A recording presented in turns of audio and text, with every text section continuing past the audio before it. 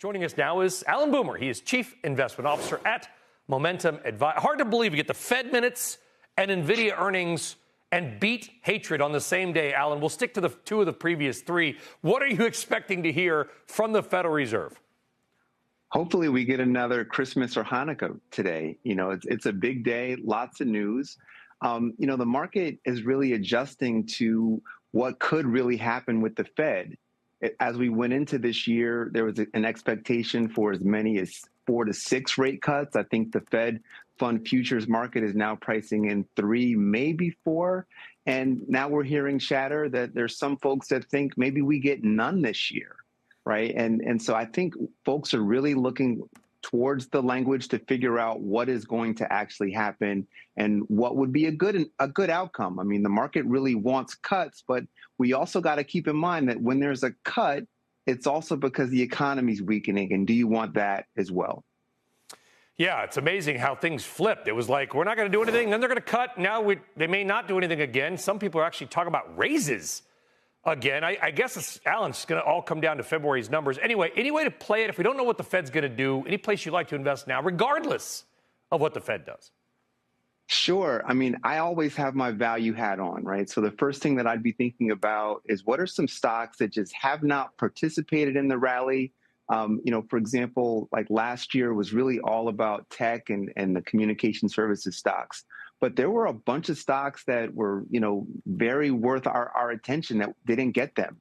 Stocks like Target Corporation and Chevron. These are companies that are trading at really, really low valuations, did not perform very well in the past year. I think Target in particular will do well if the Fed does cut rates or in an environment where, the consumer just continues to have cash in the bank, which it does. And, just the return to sort of a normal environment for the consumer. Yeah, I just wonder, Alan, what's normal mean anymore?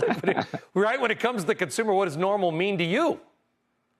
Listen, I think normal is an environment where you can go to the grocery store and expect to pay what you paid last week, right? We had a year or 18 months where, prices were just rising through the roof. I think the expectation moving forward is that inflation should be a lot more in control. And in particular, I think we'll be having to live with some of the service price inflation, but hopefully, some things will start to come down. I mean, I bought a car recently, and I'll tell you, I'm glad I didn't have to pay over MSRP.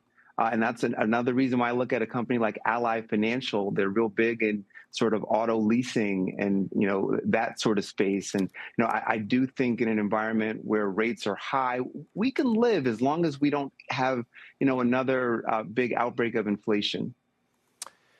And that's the worry, and I think that's going to be the February numbers, Alan. The January kind of spooked everybody a little bit. And I'm thinking if we get February coming in hot, it puts the Fed back in play, doesn't it? I mean, it's all going to come down to the February CPI. It's hard to believe.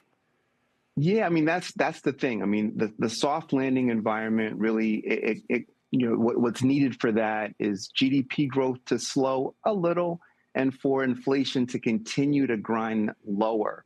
The hard landing scenario would have a material drop off in GDP growth, a material uptick in unemployment, and a big jump in inflation. And I think that's the worry. From our perspective, I think we're a bit more optimistic. We don't think we're headed towards a hard landing. We do think the soft landing is still possible. It's just that the soft landing may be so soft that the Fed can't cut rates. And so maybe we don't get a ton of rate cuts.